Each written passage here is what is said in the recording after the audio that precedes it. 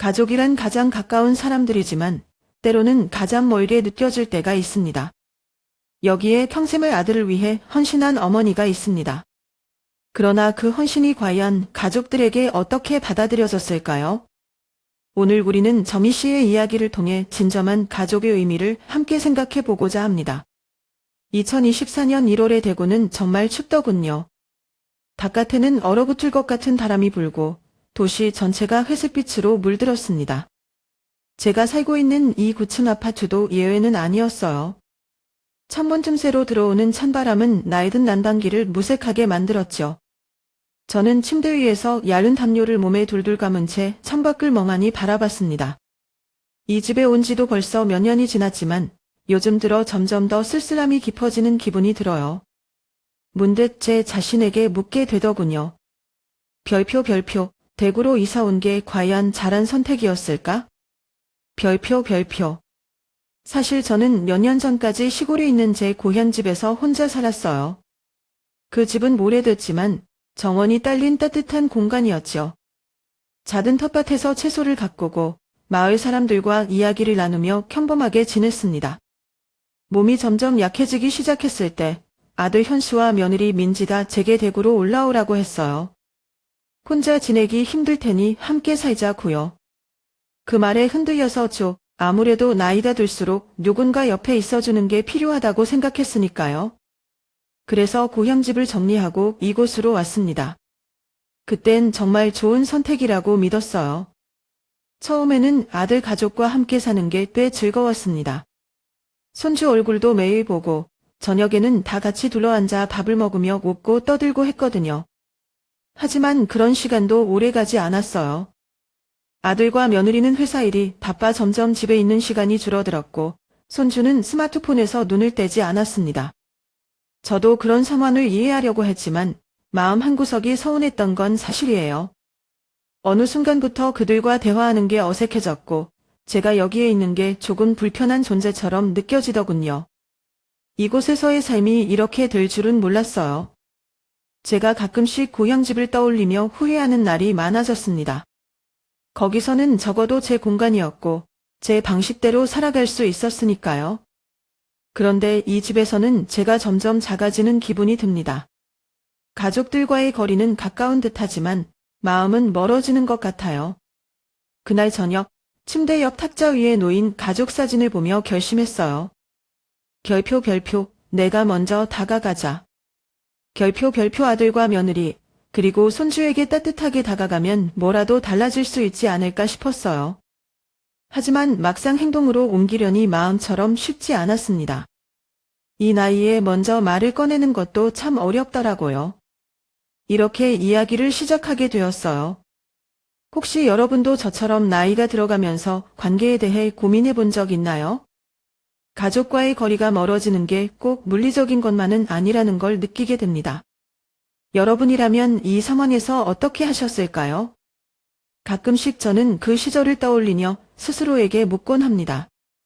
별표, 어떻게 그 힘든 시간을 견뎌냈을까? 별표, 1987년이었어요. 대구의 한 작은 마을에서 남편과 함께 살고 있던 때였습니다. 남편은 버스 운전기사로 일했고 저는 동네 반찬 가게에서 일을 하며 부족하지만 평온한 일상을 보내고 있었죠. 그런데 어느 날 아침 남편이 교통사고로 갑작스럽게 세상을 떠났다는 소식을 들었을 때 저는 점해졌습니다. 현실을 받아들이기 힘들었어요. 현수는 그때 4살밖에 안 됐어요. 남편을 잃고 홀로 남은 저에게 현수는 유일한 이유이자 희망이었습니다. 하지만 동시에 제게 닥친 현실은 잔인했어요. 가장으로서 모든 걸 책임져야 한다는 부담감이 엄청났거든요. 아침 일찍부터 시작되는 하루는 늘 빠듯했어요.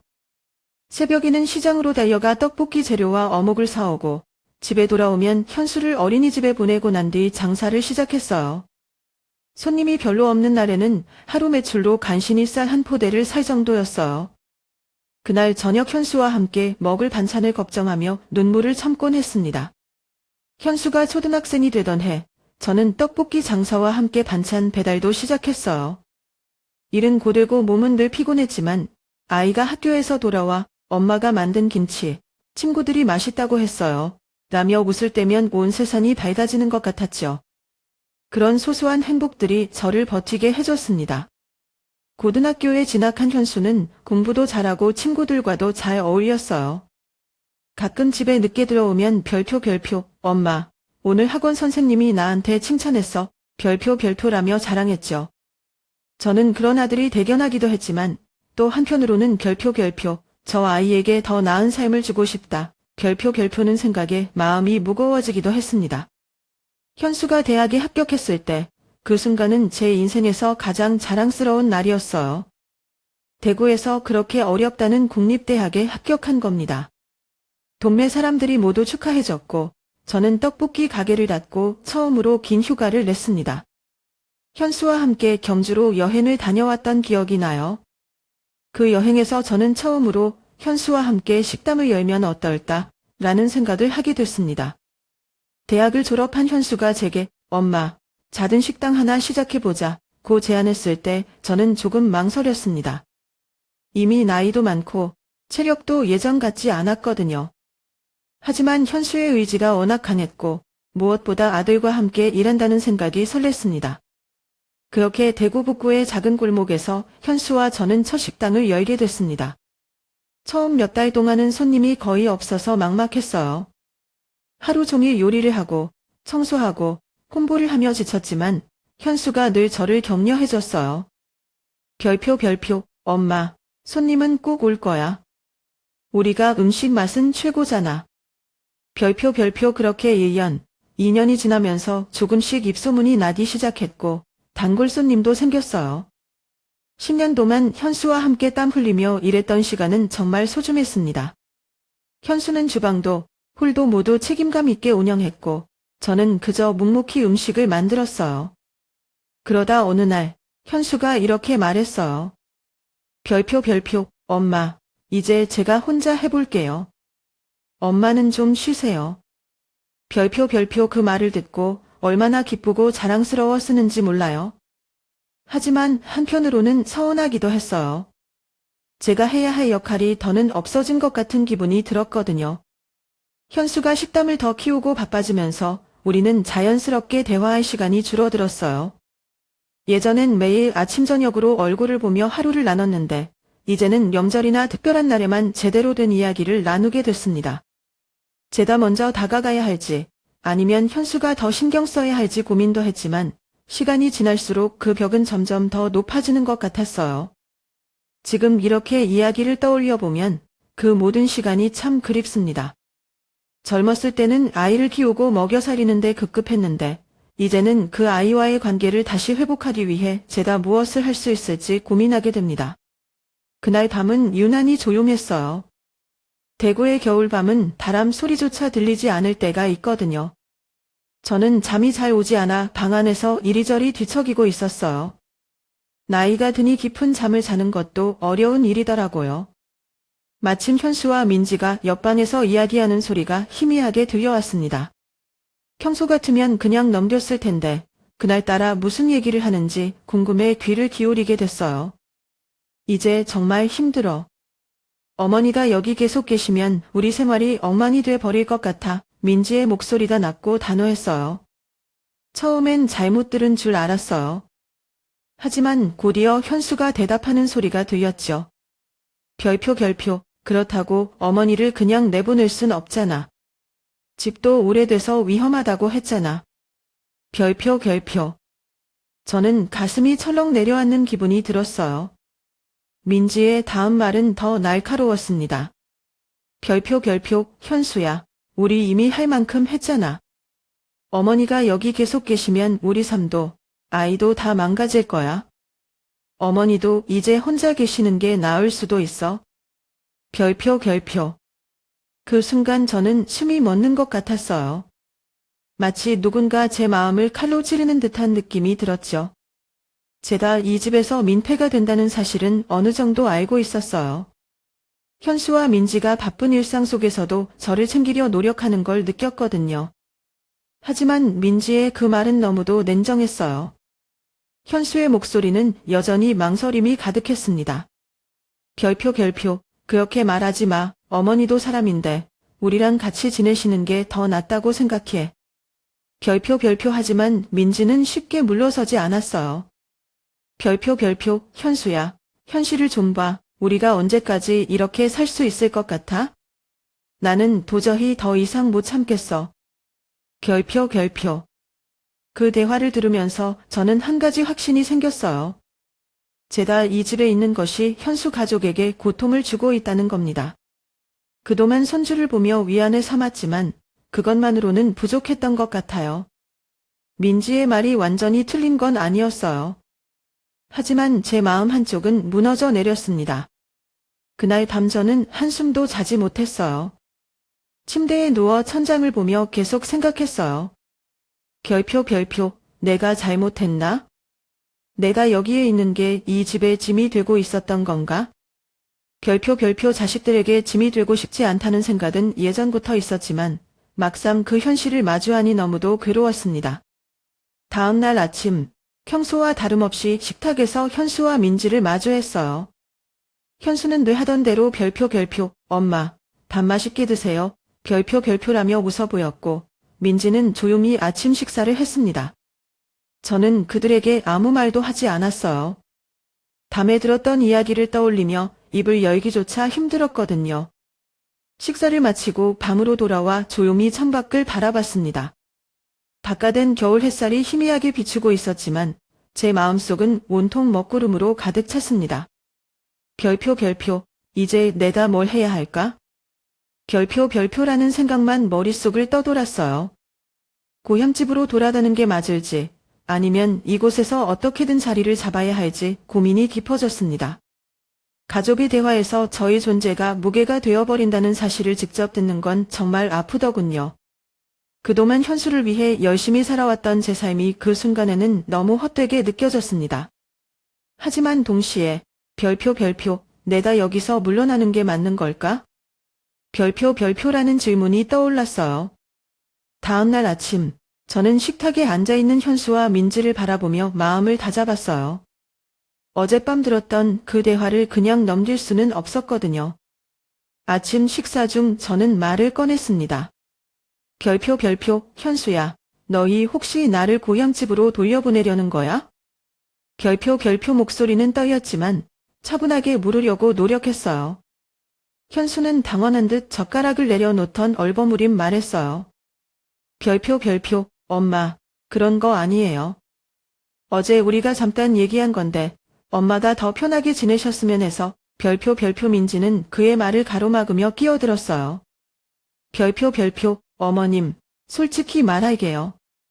여기서는 어머님도 불편하시고 저희도 힘들어요. 고향으로 가시면 훨씬 조용하고 안정되지 않을까요? 별표.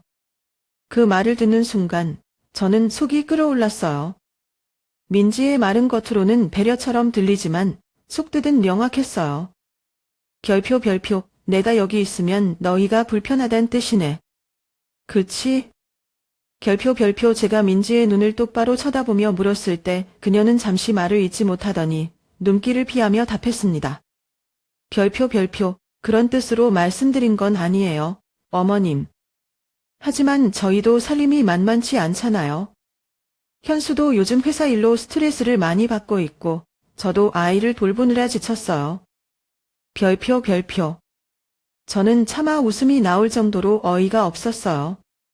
별표. 그래서 너희가 힘들면 나를 내보내겠다는 거야?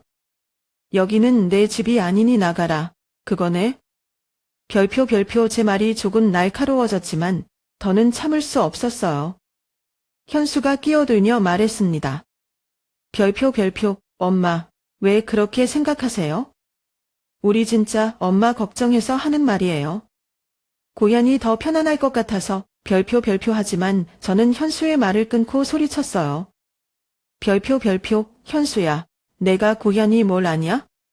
거기 내가 돌아갈 집이라도 남아있다고 생각하니? 내가 그 집 팔아서 여기 아파트 사는데 보탰잖아. 그때 너희가 얼마나 고마워했는지 기억도 안 나? 별표. 민지가 다시 입을 열었어요. 이번에는 목소리가 더 날카로웠습니다. 별표, 어머님, 그건 과거잖아요. 지금은 현실을 좀 보셔야죠. 저희도 살기가 힘들어요. 어머님이 여기 계시면 새멀비며 집안 분위기까지 다 영향을 받잖아요. 어머님께서도 편하게 혼자 계시는 게 낫지 않겠어요? 별표 그녀의 말에 저는 어찌할 바를 몰랐습니다. 별표 현수, 내가 이걸 듣고도 가만히 있는 거야? 내가 정말 나한테 이렇게 할 거야? 별표 저는 현수를 바라보며 외쳤어요. 그의 얼굴에는 미안함과 당혹감이 가득했지만 그는 제대로 답하지 못했습니다. 별표 엄마, 민지도 틀린 말은 아니에요. 우리도 애 키우고 둘 다 바쁜데 엄마가 혼자 지내시면 더 자유롭고 좋지 않을까 해서 별표. 그 순간 저는 참아왔던 감정을 터뜨리고 말았습니다. 별표 자유? 좋지 않을까? 내가 너 키우면서 어떤 고생을 했는지 내가 정말 모르는 거야? 내가 대학에 다니고 내가 결혼해서 이 집 살 수 있었던 게 다 내 덕분인데 지금 와서 날 내보내겠다는 게 말이 돼? 별표 목소리가 높아지자 민지도 얼굴을 찌푸렸고 현수는 고개를 숙인 채 아무 말도 하지 않았습니다. 민지가 한숨을 쉬며 말했습니다. 별표 어머님, 저희도 살기 위해 어쩔 수 없는 선택이에요. 어머님께서 이렇게까지 화내실 줄 몰랐어요. 그럼 어머님은 저희 보고 어떻게 하라는 거예요? 저희는 더 이상 감당하기 힘들어요. 별표. 그 말을 들으니 가슴이 철렁 내려앉는 기분이었습니다. 별표, 감당하기 힘들다나. 내가 너희 인생을 망친 거라도 된다는 거야? 그동안 내가 너희를 위해 한 건 아무것도 아니라는 거네? 별표 목소리가 떨렸지만 더는 눈물을 보이고 싶지 않았어요. 현수가 다시 한번 미안하다는 말을 했지만 저는 그 미안함이 진심으로 느껴지지 않았습니다. 그저 성함을 무마하려는 것처럼 보였죠. 별표 현수야, 너는 어릴 때 그렇게 착했는데 왜 이렇게 변했니? 엄마가 너한테 짐이 된 게 그렇게도 힘드니? 별표. 민지는 말을 더 잇지 않고 자리를 박차고 일어나 방으로 들어가 버렸습니다. 현수는 그 자리에 남아 있었지만 제게 어떤 위로도 하지 못했습니다. 그날 아침 이후로 저는 이 집에서 제 자리가 더 이상 없다고 느꼈습니다. 가족이 하는 이름 아래에 이렇게까지 갈등이 생길 줄은 몰랐어요. 제가 너무 민감했던 걸까요? 아니면 그들이 정말 냉정했던 걸까요? 그날 이후로 저는 깊은 고민에 빠졌습니다. 매일 밤 잠들지 못하고 뒤척이며 계속 생각했어요. 별표, 여기서 내가 머물 자리가 과연 있을까? 가족이라는 게 이런 건가? 별표 아들과 며느리의 태도는 이미 변해 있었고 더는 저를 반기지 않는다는 걸 깨닫는 데는 오래 걸리지 않았습니다. 현수와 민지 사이에 끼어들어 갈등을 더 키우고 싶지 않았어요. 그들의 삶도 힘들다는 걸 모르는 건 아니었거든요. 하지만 제가 이 집에서 존재감을 잃어버린 느낌은 쉽게 사라지지 않았습니다. 별표, 결국 내가 떠나야겠구나. 별표 이 결론에 다다르는 순간 마음 한구석이 무너지는 것 같았어요. 고향으로 돌아가겠다고 마음먹었을 때 저는 현수에게 조심스럽게 말을 꺼냈습니다. 별표, 현수야, 내가 고향으로 내려가기로 했어. 너희에게 더는 부담 주고 싶지 않구나. 별표 현수는 놀란 듯한 표정을 지었지만 말끝을 흐리며 대답했어요. 별표, 엄마, 그게 엄마를 위해서 더 좋은 결정일지도 몰라요. 별표 그의 반응에 더는 말할 필요도 느껴지지 않았습니다. 민지는 조용히 고개를 끄덕이며 말했어요. 별표, 어머님께서 그렇게 결정하셨다니 저희도 안심이 되네요. 고향이 훨씬 조용하고 어머님도 마음이 편하실 거예요. 별표 그 순간 저는 더 이상 그들에게 제가 떠나는 것이 슬프거나 아쉽다는 감정조차 없다는 것을 느꼈습니다. 며칠 뒤 저는 짐을 싸기 시작했습니다. 몇 안 되는 제 물건들을 정리하며 이 집에서 보낸 시간들을 떠올렸어요. 손주를 처음 안아봤던 날, 가족 모두가 함께 웃으며 저녁을 먹던 날들. 하지만 그런 기억들은 이제 먼 옛날 이야기처럼 느껴졌습니다. 이삿짐을 나르는 날, 저는 마지막으로 아파트를 둘러봤습니다. 별표 별표, 내가 여기서 행복할 줄 알았는데, 별표 별표 주방, 거실, 그리고 제가 머물렀던 방까지 천천히 돌아보며 마음속으로 작별을 고했어요. 현수는 출근 준비를 하며 바빴고, 민지는 짐을 싣는 저를 도와주지 않았습니다. 저는 결국 홀로 택시를 불러 고향으로 내려가기로 했어요.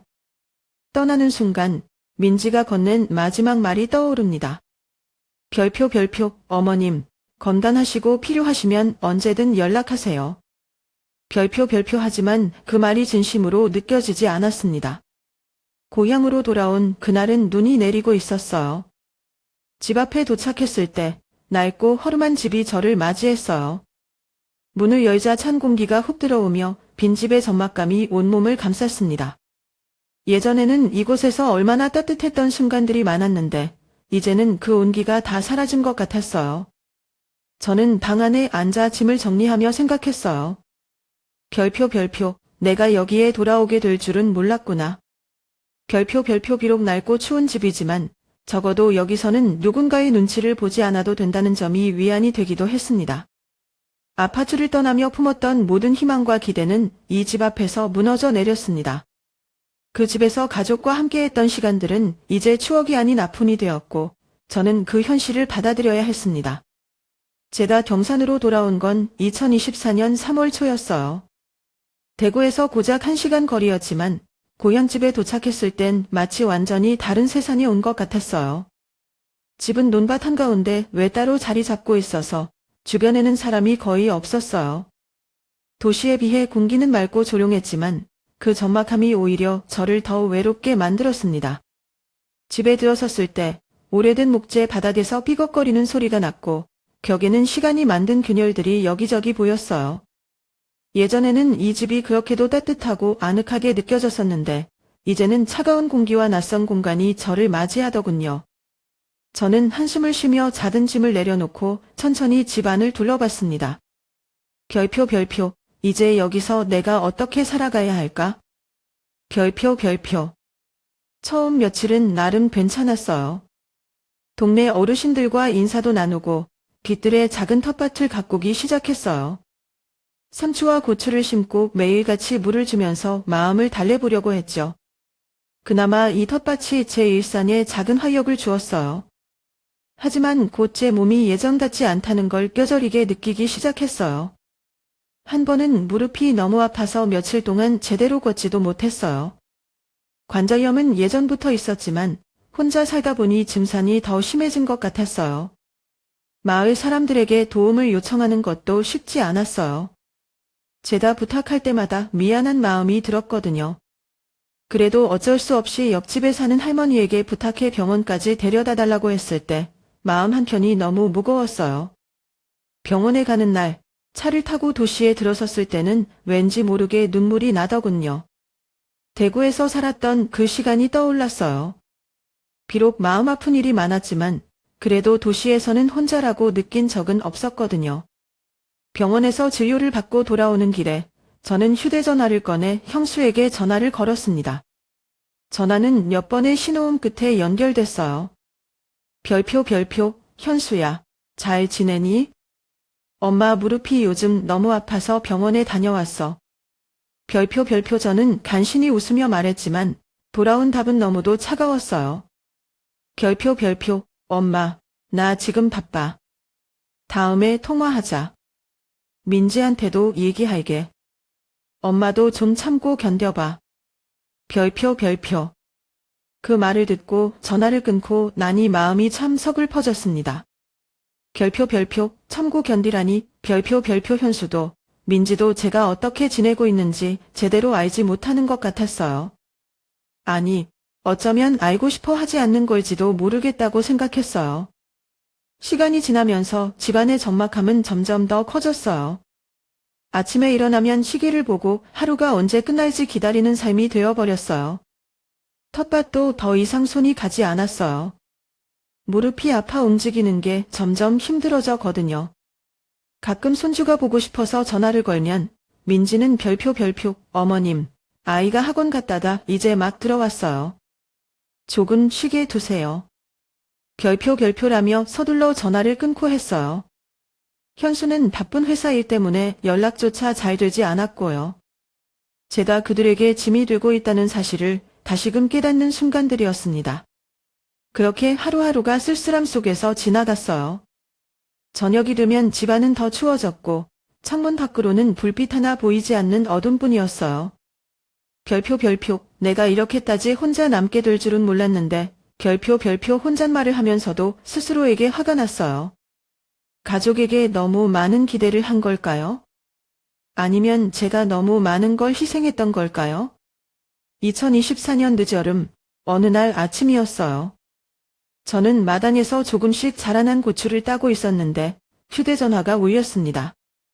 아는 번호가 아니어서 잠시 망설였지만 혹시 병원에서 걸려온 전화일까 싶어 받았어요. 하지만 들려온 소식은 제가 전혀 예상하지 못한 것이었어요. 별표, 어머님, 현수 씨가 가게를 정리하였다면서요? 갑자기 무슨 일이에요? 별표 한때 가게에서 알게 된 단골 손님이었어요. 저는 깜짝 놀라 되물었죠. 별표, 가게를 정리했다니요? 그게 무슨 말이에요? 별표 그런데 그 손님은 별표, 와, 아직 모르셨군요. 제가 며칠 전에 들은 얘긴데 가게를 다른 사람에게 넘기셨다더라고요. 별표라고 하더군요.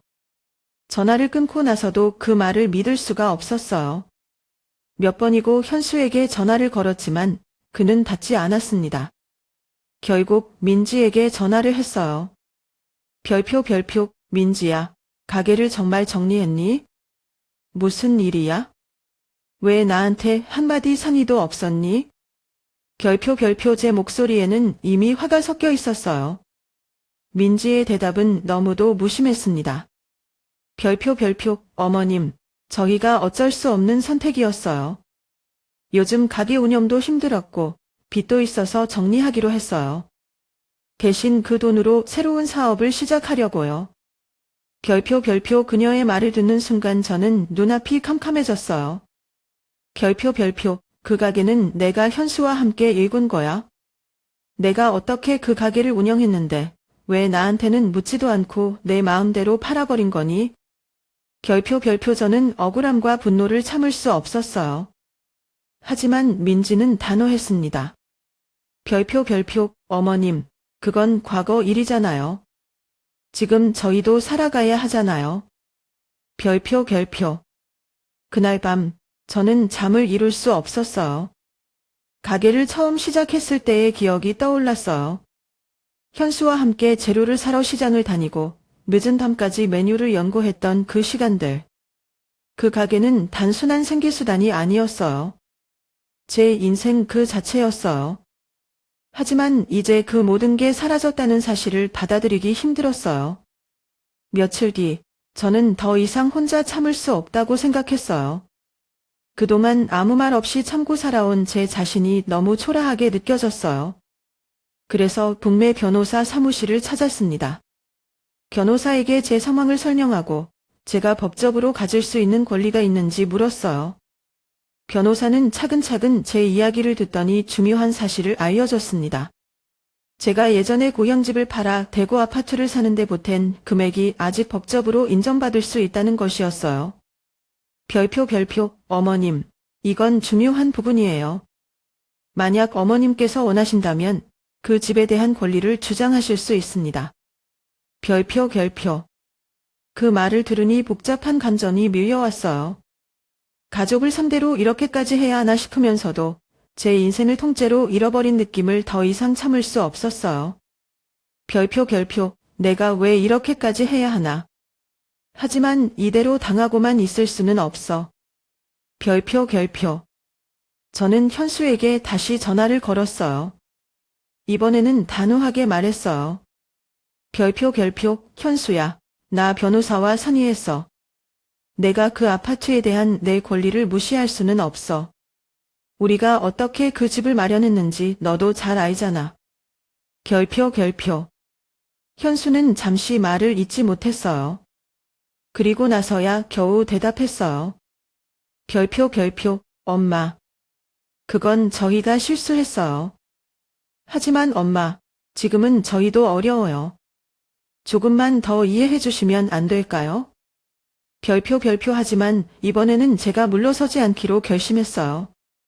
별표, 이해? 내가 얼마나 더 이해해야 하니? 내가 나한테 준 상처를 알고나 있니? 별표. 그날 이후 저는 혼자가 아니었습니다. 법적인 절차를 준비하면서 제 자신에게 다시 힘을 주기로 했어요. 가게도 가족도 잃은 것 같은 기분이었지만 최소한 제 인생에 대한 권리를 되찾고 싶었어요. 2024년 2월 중순, 저는 현수와 민지를 만나기 위해 백으로 향했습니다. 경산의 고요한 집을 떠나 다시 도시로 가는 길은 내내 복잡한 마음으로 가득했습니다. 별표, 그 식당, 내가 그토록 애지중지했던 곳을 어떻게 내 도미도 없이 팔아버릴 수 있었을까? 별표 버스를 타고 가면서도 그 배신감이 가슴속에서 떠나지 않았습니다. 저는 그날 밤 한숨도 못 잤습니다. 별표, 도대체 왜 이렇게 됐을까? 내가 이렇게까지 희생하며 살아온 이유가 뭐였지? 별표 분노와 배신감이 뒤섞인 감정으로 며칠을 보냈어요. 더 이상은 참을 수 없다는 생각이 들었고 저는 바로 대구로 향하기로 결심했습니다. 아파트 문 앞에 도착했을 때 저는 잠시 서서 깊이 숨을 들이쉬었습니다. 별표, 이번엔 절대로 물러서지 않을 거야. 내가 잘못한 게 없으니까. 별표 문을 두드리자 민지가 나왔습니다. 그녀의 얼굴에는 놀람보다는 짜증이 먼저 드러났습니다. 별표, 어머님, 갑자기 오시면 어떡해요? 무슨 일이세요? 별표 그녀의 차가운 목소리에 저도 더 이상 친절을 가장할 이유가 없었습니다. 별표, 현수 불러. 오늘은 그냥 넘어가지 않을 거야. 별표 저는 단호하게 말했고 민지는 마지못해 문을 열어줬습니다. 거실에서 현수가 나오더니 당황한 듯 물었습니다. 별표, 엄마, 무슨 일이에요? 갑자기 오셔서 놀랐어요. 별표 그의 태도는 여전히 죄책감을 숨기려는 듯 보였습니다. 저는 곧바로 본론으로 들어갔습니다. 별표, 현수야, 내가 식당을 팔았다고 들었어. 내가 정말 나한테 한마디 상의도 없이 그렇게 했다는 게 믿기지 않아. 별표 제 목소리는 떨렸지만 분노가 묻어나왔습니다. 현수는 잠시 침묵하던 머리를 긁적이며 말했습니다. 별표, 엄마, 상황이 좀 급했어요. 빚도 많았고 다른 방법이 없어서 별표, 다른 방법이 없었다고? 그 식당을 만든 사람이 누구인데? 내가 내 대학 등록금 마련하려고 어떻게 그곳을 읽었는지 너 정말 잊었니? 별표 저는 소리쳤습니다. 현수는 아무 말도 못한 채 고개를 숙였고 그 순간 민지가 참다 못해 끼어들었습니다. 별표 어머님, 저희도 어쩔 수 없었어요. 식당 유지 비용도 많았고 빚을 갚아야 했으니까요. 이제 그 얘기는 그만하시죠. 이미 지나간 일이잖아요. 별표 그녀의 말투는 차가웠고 저는 그녀를 똑바로 쳐다보며 대답했습니다. 별표 지나간 일? 내가 거기에 내 인생을 바쳤는데 그게 너희에겐 그냥 지나간 일이니? 민지야, 너희 둘 다 내가 준 게 뭔지 모르는 것 같구나. 별표. 그리고 저는 준비해온 서류를 꺼내 테이블 위에 올려놓았습니다. 그것은 제가 경산의 집을 팔아 아파트와 식당을 마련할 때 투자했던 금액과 관련된 증거 자료들이었습니다. 현수는 서류를 보자마자 얼굴이 참백해졌습니다. 그는 떨리는 목소리로 말했습니다. 별표, 엄마, 이건. 엄마가 이런 걸 가지고 계실 줄은 몰랐어요. 별표. 민지는 그런 현수를 바라보며 한숨을 쉬더니 비웃듯 말했습니다. 별표, 어머님, 그 돈은 이미 오래전에 다 정리된 거 아니었어요? 지금 와서 이걸로 뭘 하시려는 건지 모르겠네요. 별표 그녀의 태도는 여전히 뻔뻔했습니다. 저는 그 말을 듣고 더 이상 참을 수 없었습니다. 별표, 내가 그렇게 나를 무시할 수 있을 정도로 배포가 크구나, 민지야. 하지만 알아둬라. 이 아파트도 내 돈이 들어갔고 너희가 나를 이렇게 대하는 이상 난 내 권리를 끝까지 주장할 거야. 법적으로라도 싸울 거니까 각오해. 별표 별표. 그 순간 민지가 목소리를 높이며 소리쳤습니다. 별표 별표. 법적으로요? 어머니, 여긴 저희 집이에요. 법이 어머님 편을 들어줄 거라고 생각하세요? 저희가 여기서 어머님께 더 이상 내줄 게 없어요. 별표 별표. 그녀의 말은 도발적이었고 분위기는 순식간에 얼어붙었습니다. 하지만 그때 현수가 민지의 말을 끊고 큰 소리로 외쳤습니다. 별표 별표. 민지, 그만해. 엄마한테 그렇게 말하지 마. 엄마는 그럴 자격이 있어. 우리가 잘못했어. 다 우리가 잘못한 거야. 별표 별표. 그의 목소리는 단호했고 민지는 충격받은 듯 그를 쳐다봤습니다. 별표 별표. 현수, 지금 나보고 잘못했다고 하라고? 우리가 왜? 별표 별표. 현수는 흔들림 없이 대답했습니다. 별표 별표. 우리가 엄마에게 너무 이기적이었어. 엄마가 우리를 위해 얼마나 희생하셨는지 우리가 모르는 척한 거야. 이건 내가 인정해야 할 일이야. 별표 별표. 민지는 말문이 막혔지만 그 눈빛에는 여전히 불만과 계산이 섞여 있었습니다. 저는 그 순간 약간의 승리를 느꼈지만 싸움이 끝난 것은 아니었습니다.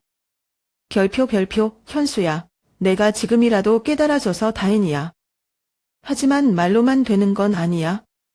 내가 어떻게 책임질 건지 행동으로 보여줘야 해. 별표 별표. 민지는 여전히 화가 난 듯 자리를 박차고 방으로 들어가 버렸습니다. 현수는 제 앞에 남아 고개를 숙이며 다시 한번 사과했습니다. 별표 별표. 엄마, 정말 미안해요. 앞으로 제가 바로잡을게요. 조금만 믿어주세요.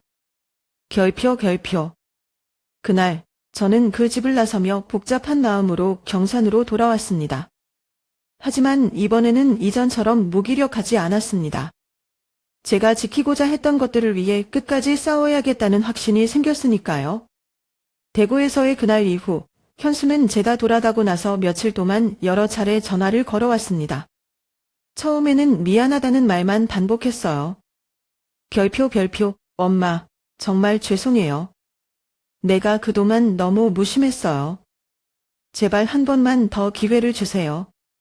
별표 별표. 그의 목소리에는 진심이 느껴졌지만 저는 쉽게 마음을 풀지 않았습니다. 몇 주 뒤 현수가 직접 경산까지 찾아왔습니다. 마을 입구에서부터 그를 본 저는 예상하지 못한 방문에 약간 놀랐습니다. 별표 별표. 현수야, 웬일이니? 회사는? 별표 별표. 그러자 그는 머리를 긋적이며 말했어요. 별표 별표. 엄마, 오늘만은 회사보다 엄마가 더 중요해서 왔어요. 우리 얘기 좀 해요. 별표 별표. 현수와 저는 집안 작은 마루에 앉아 오랜만에 허심탄회한 대화를 나눴습니다.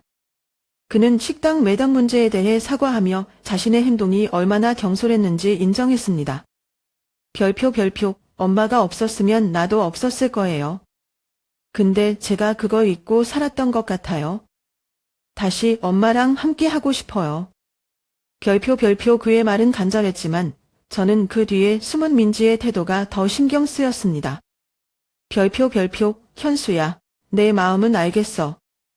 하지만 민지는 어떻게 생각하니? 내가 다시 대구로 간다면 민지가 정말 날 받아줄까? 별표 별표. 제가 묻자 현수는 잠시 망설이다가 대답했습니다. 별표 별표. 솔직히 민지도 처음엔 조금 힘들어했어요. 하지만 제가 설득했어요.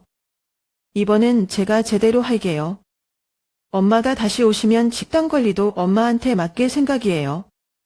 저희도 더 신경 쓸게요. 별표 별표.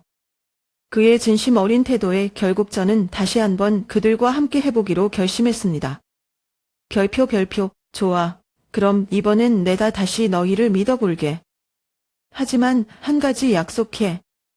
만약 내가 또다시 외롭게 느껴지거나 민지가 날 무시하려 한다면 이번엔 더 이상 참지 않을 거야. 별표 별표. 현수는 머리를 숙이며 고개를 끄덕였습니다. 대구로 돌아온 첫날 저는 예전과는 다른 기분으로 그 집에 들어섰습니다. 민지는 저를 마지못해 반기는 듯한 표정을 지었지만 적어도 겉으로는 예의를 지키려고 노력하는 모습이었습니다. 별표, 어머님, 오랜만에 오셨네요. 이제 편하게 지내세요. 별표 그녀의 말에 진심은 느껴지지 않았지만 저는 더 이상 감정을 드러내지 않기로 했습니다. 며칠 후 현수가 새로 오픈한 작은 식당을 저에게 소개했습니다. 이전보다 규모는 작았지만 아늑하고 손님들이 좋아할 만한 분위기였어요. 현수는 저를 주방 담당으로 정식 임명하며 모든 운영 권한을 저에게 맡겼습니다. 별표, 엄마, 여긴 엄마가 원하는 대로 꾸려가세요. 저희는 최대한 돕기만 할게요. 별표 그 말에 조금은 마음이 놓았지만 여전히 민지의 태도는 불편하게 느껴졌습니다. 식당을 운영하며 저는 다시 에너지를 되찾았습니다. 손님들과 소소한 대화를 나누고 정성껏 음식을 만들면서 하루하루가 바쁘게 지나갔습니다. 하지만 민지는 여전히 가끔씩 날카로운 말을 던지곤 했습니다. 별표, 어머님, 식당 수익은 결국 가족 모두의 것이니까 너무 마음대로 하시진 말아주세요. 별표 그런 말들을 들을 때마다 마음 한구석이 무거워졌지만 저는 흔들리지 않으려고 노력했습니다. 저는 그 상황에 대비하기 위해 한 가지 결정을 내렸습니다. 식당 수익의 일부를 따로 모아 작은 기상금을 마련하기 시작한 겁니다. 별표 혹시라도 또다시 혼자가 되는 날이 온다면 이번엔 준비되어 있어야 해. 별표 이 돈은 단순히 제 안정을 위한 것이 아니라 제가 또다시 상처받지 않기 위한 방패 같은 존재였습니다. 어느 날 민지가 다시 한번 제가 식당에서 손을 떼는 게 어떻겠냐는 말을 꺼냈을 때 저는 단호히 대답했습니다. 별표 민지야, 내가 무슨 생각을 하는지는 알겠지만 이 식당은 내 삶의 일부야. 내가 아무리 불편하더라도 나는 여기서 물러날 생각 없어. 별표 그녀는 눈살을 찌푸려 쓰지만 더는 말을 잇지 않았습니다. 현수는 그런 민지의 태도에 점점 지쳐가는 듯 보였습니다. 어느 날 그는 저에게 이렇게 말했습니다. 별표 엄마, 민지가 아직 엄마를 완전히 이해하지 못하는 것 같아요. 저도 노력하고 있는데 시간이 좀 필요할 것 같아요. 별표 저는 그 말을 듣고 약간은 이해했지만 여전히 불안한 마음이 남아 있었습니다. 그럼에도 불구하고 저는 제 자리에서 흔들리지 않기로 결심했습니다. 이곳에서 제 가치를 지키고 저 스스로를 위해 노력하는 것이 이제 제 삶의 새로운 목표가 되었습니다. 가족 간의 갈등은 쉽게 해결되지 않을 수도 있습니다. 하지만 저는 이제 더 이상 물러서지 않기로 했습니다. 여러분이라면 이런 상황에서 어떤 결정을 내리시겠습니까? 가족을 믿고 또 한 번 기회를 주는 게 맞을까요? 아니면 스스로의 길을 찾는 것이 더 현명할까요? 대구에서의 생활이 어느 정도 안정되어 가는 것 같았지만 제 마음 한구석에는 여전히 불안감이 자리 잡고 있었습니다. 현수가 식당 운영과 가정 문제에 대해 더 신경을 쓰기 시작하면서 저와의 관계는 조금씩 회복되고 있었어요. 그는 가끔씩 식당에 들러 저를 도와주기도 하고 가족 저녁 식사 자리에서 제 이야기를 귀 기울여 들어주는 모습도 보였습니다. 하지만 민지의 태도는 여전히 찜찜한 구석이 많았습니다. 그녀는 겉으로는 저를 존중하려는 척했지만 말끝마다 날카로운 뉘앙스를 숨기지 않았습니다.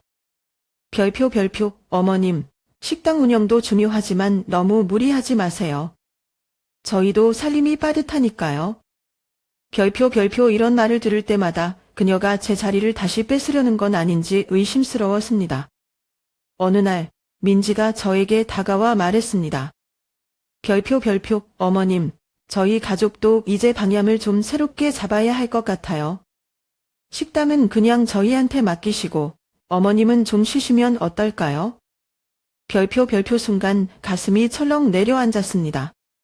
과거에 식당을 몰래 팔았던 기억이 떠오르면서 민지의 말이 단순히 걱정으로 들리지 않았어요.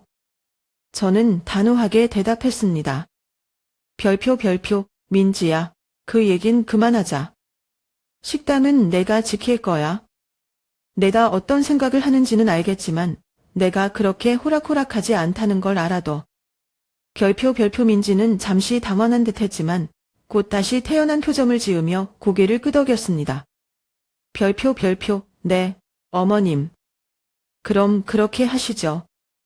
별표, 그러나 그녀의 말투는 여전히 저를 불안하게 만들었습니다. 현수와의 관계는 개선되고 있었지만 민지와의 갈등은 잠재적인 위험으로 남아 있었습니다. 민지는 종종 식당 수익이나 가정 경제를 핑계로 제 결정에 간섭하려 했습니다. 저는 그런 순간마다 식당 수익 일부를 따로 떼어놓고 비상금을 모아가며 미래를 대비했습니다. 별표, 또다시 혼자 남게 되더라도 이번엔 준비되어 있어야 해. 별표. 시간이 지나며 손주와의 관계는 조금 더 가까워졌습니다. 아이는 순수한 마음으로 저를 따랐고 제가 만들어준 음식을 가장 좋아했습니다. 하지만 민지는 아이와 저 사이에 벽을 만들려는 듯 보일 때가 있었습니다. 가끔은 학원 시간을 핑계로 아이가 저와 함께하는 시간을 제한하려 했어요. 그럼에도 불구하고 저는 제 자리를 지키며 식당 운영에 전념했습니다. 현수는 저에게 더 많은 권한을 주었고 직원들 또한 저를 존경했습니다. 그러나 민지가 집안에서 보여주는 작은 행동들, 말끝마다 던지는 의미심장한 표현들은 저를 긴장하게 했습니다. 별표, 현수가 정말 나를 끝까지 지켜줄까? 민지가 또 다른 계략을 꾸미진 않을까? 별표, 이런 생각들이 제 머릿속을 떠나지 않았습니다. 가족이라는 이름 아래에서 벌어지는 갈등과 싸움은 단순히 법적 권리나 재산 문제가 아니었습니다. 그것은 제 존재의 의미를 지키기 위한 싸움이었습니다. 어느 날 민지가 친구들과 통화하는 소리를 우연히 듣게 됐습니다. 별표, 솔직히 어머님이 언제까지 저러실지 모르겠어. 조금만 더 기다리면 우리가 원하는 대로 될 거야. 별표, 그녀의 말은 저를 다시 한번 데우게 했습니다. 가족이라고 해서 무조건 믿어서는 안 된다는 것을 말이죠. 이제 저는 더 이상 희생적인 어머니로만 머물고 싶지 않습니다. 제 삶은 제가 지켜야 하고 제 권리는 제가 보호해야 합니다. 현수가 변화하고 저를 위해 노력하고 있다는 건 감사하지만 민지의 태도는 여전히 위험 요소로 남아 있습니다. 별표, 이 이야기는 단순히 한 어머니의 희생이나 가족 간의 갈등을 넘어선 문제입니다. 별표, 가족 안에서도 서로를 보호하면서 동시에 자신의 권리를 지키는 일이 얼마나 중요한지를 깨닫게 합니다. 별표, 정의의 여정은 여기서 끝이 아닙니다. 별표, 그녀는 계속해서 자신의 자리를 지키기 위해 싸울 것입니다. 별표, 하지만 과연 그녀는 민지의 끈질긴 계산과 태도를 넘어설 수 있을까요? 아니면 또 다른 어려움이 그녀를 기다리고 있을까요? 별표. 여러분이라면 이런 상황에서 어떻게 하시겠습니까? 가족을 끝까지 믿는 것이 옳을까요? 아니면 스스로를 지키기 위해 한 발짝 물러서는 것이 현명할까요?